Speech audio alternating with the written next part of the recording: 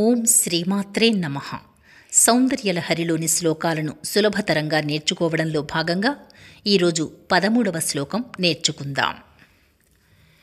నరం నరం వర్షీయాంసం వర్షీయాంసం నరం వర్షీయాంసం నరం వర్షీయాంసం నయన విరసం నయన విరసం నరం వర్షీయాంసం నయన విరసం నరం వర్షీయాంసం నయన విరసం నర్మసుజడం నర్మసుజడం నరం వర్షీయాంసం నయన విరసం నర్మసుజడం నరం వర్షీయాంసం నయన విరసం నర్మసుజడం తవాపాంగాలోకే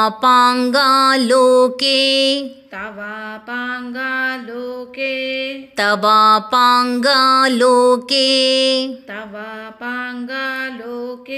పతిత పతిత మనుధావంతి శతశః మనుధావంతి శతశః తవాపాంగాలోకే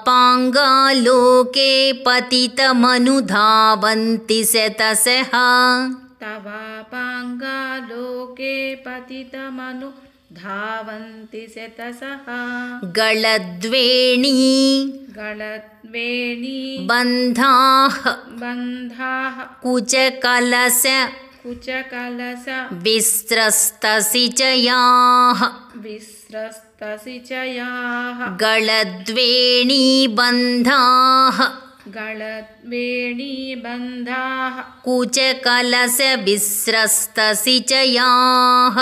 కుచకలశ విస్రస్తసిచయాః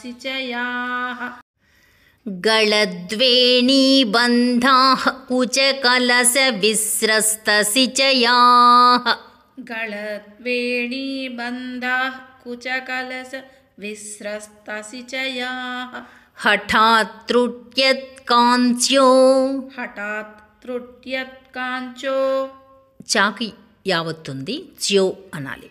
హఠాత్ త్రుట్యత్కాంచ్యో హఠాత్ త్రుట్యత్కాంచ్యో విగళిత విగళిత దుకూలాయువతయః దుకూలాయువతయః హఠాత్ త్రుట్యత్కాంచ్యో విగళిత దుకూలాయువతయః హఠాత్ త్రుట్యత్కాంచ్యో విగళిత దుకూలాయువతయః. హఠాత్ అంటే ఇక్కడ టా కాదు, రెండో టా ఉంది కాబట్టి హఠాత్ అనేది ఒత్తుఠా ఖచ్చితంగా పలకాలన్నమాట. ఇప్పుడు ఇద్దరం కలిసి ఓసారి చెప్దాం.